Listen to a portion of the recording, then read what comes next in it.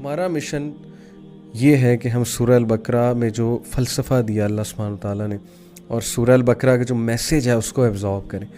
اور ہمارے لیے ریفلیکشن ہے سورہ البقرہ،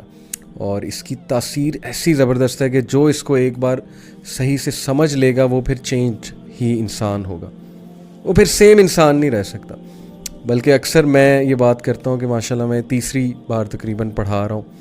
سورہ البقرہ، 2 بار میں نے کہیں اور پڑھائی، تو میں اکثر کہتا ہوں اپنے دوستوں کو، گھر والوں کو کہ سورہ البقرہ نے مجھے بہت مطلب سٹریس نہیں کہوں گا، سٹریس تھوڑا نیگیٹو ورڈ ہو جاتا ہے، سورہ البقرہ has jolted me, yes this is the word I will use. In fact جیسے پروفیٹ صلی اللہ علیہ وسلم اکثر سورہ کے بارے میں کہتے تھے نا، دس سورہ ہیز ٹرنڈ مائی ہیئر گرے، تو وہی بات ہے اصل میں کہ سورہ البقرہ کی باتیں اگر آپ سمجھ جائیں، اور جو بنی اسرائیل کے کرائمز کا اس میں ذکر ہے، اور پھر جو وارننگز ہیں اللہ سبحانہ و تعالیٰ کی، اور پھر جو ایکسپیکٹیشنز ہیں اللہ کی، تو واقعی ہی پریشان ہونے والی بات تو ہے کہ ہم تو پھر کسی خاتے میں نہیں ہیں۔ مسلمانیت کی اگر بات کی جائے تو it's a sign of concern, اور یہ سائن آف کنسرن ہونا چاہیے مومن کی لائف میں، اسے اپنے آپ کو آئینہ دکھاتے رہنا چاہیے، ویئر ڈو آئی اسٹینڈ۔ تو اس حوالے سے اب تک بنی اسرائیل کا تذکرہ ہو رہا تھا، اور بہت ہی امپورٹنٹ پیسیج تھا، بہت امپورٹنٹ پیسیج تھا پچھلی کلاسز میں۔ اب ماشاءاللہ جو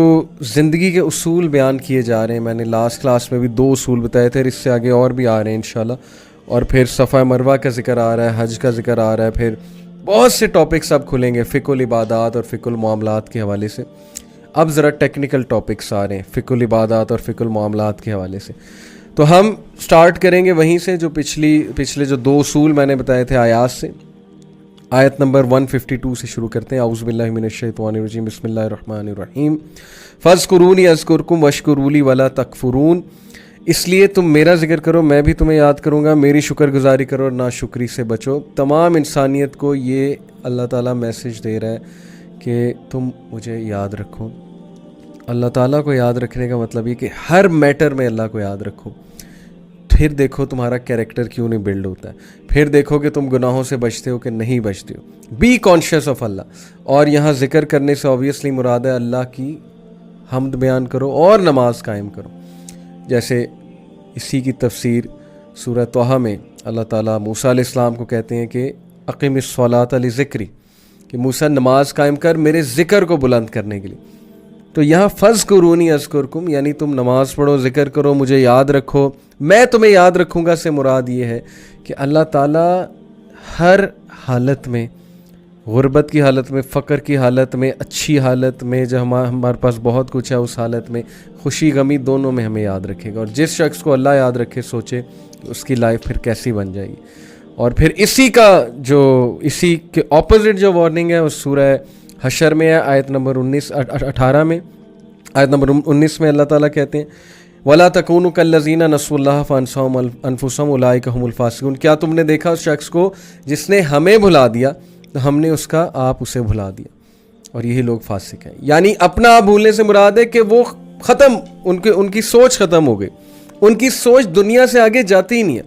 ان کی سوچ مٹیریلسٹک چیزوں سے آگے جاتی ہی نہیں ہے، ان کے لیے کویسچن ہی نہیں ہے کہ کل میں نے مرنا ہے تو میرے کچھ اعمال ہونے چاہیے۔ وہ کہتے ہیں یہ کیا فضول سوال ہے، ان کے لیے مشن ہی نہیں ہے، لائف کا کوئی پرپز ہی نہیں ہے، بس یہ پرپز ہے کہ میں نے پیسے کمانے، دبا کے میں نے پیسے کمانے اور کسی طرح میں امیر ہو جاؤں، بس دیٹس اٹ۔ وَلَا تَكُونُوا كَالَّذِينَ نَسُوا اللَّهَ فَأَنسَاهُمْ أَنفُسَهُمْ أُولَٰئِكَ هُمُ الْفَاسِقُونَ، پھر وہ بھول جاتے ہیں اپنے آپ کو، they stop working on their self, they stop working on their spirituality, that's it۔ اور یہ بہت بری کنڈیشن ہے، اللہ ہمیں اس سے بچائے، ہم پناہ مانگتے ہیں۔ تو میرا ذکر کرو میں بھی تمہیں یاد رکھوں گا، میں تمہیں بھولوں گا نہیں۔ اچھا، یہاں سے کوئی یہ نہ سمجھے کہ اس کا مطلب ہے کہ جو یاد نہیں کرتا اللہ کو یا جو گناہ گار ہے اس کا مطلب کہ اللہ اسے یاد نہیں کرتا ہے، اللہ اس کا رپلائی نہیں کرے گا، ایسی بات نہیں ہے۔ یہاں پہ بات یہ ہو رہی ہے کہ یہ رول ہے کہ جو مجھے یاد کرے گا پھر اللہ تعالیٰ اس کو اس سے بھی اچھے سے یاد کرے گا، یاد رکھے گا۔ یہ اصل میں موٹیویشن دی جا رہی ہے ان لوگوں کو کہ جو لوگ اللہ کو یاد رکھتے ہیں، تانے کھاتے ہیں لوگوں سے، حجاب پہ تانے، داڑھی پہ تانے، مسلم لباس پہ تانے، مسلم رویے پہ تانے، تو اللہ انہیں یہاں موٹیویٹ بھی کر رہے ہیں کہ تم چونکہ مجھے یاد رکھتے ہو، مجھے یاد رکھ کے کرتے ہو، تو میں تمہیں یاد رکھتا ہوں۔ یہ انہیں ڈبل آنر دیا جا رہا ہے ٹھیک ہے, یہ بھی ایک بات ہے. اور اوور آل ہیومینٹی کو بتایا جا رہا ہے کہ تم میرا ذکر کرو, مجھے ریممبر رکھو ہر معاملے میں, تو میں تمہیں یاد رکھوں گا. لیکن اگر تم بھلا دو گے اور میرے احکامات سے آراز کرو گے, پھر جاؤ گے, تو پھر وہی ہے جو سورہ طٰہٰ میں وارننگ ہے,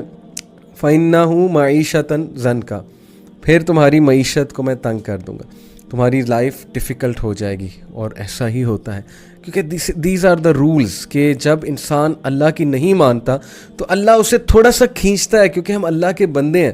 جیسے پیرنٹس کی جب بچے نہیں مانتے تو پیرنٹس کے پاس رائٹ ہے تھوڑا سا کھینچے انہیں,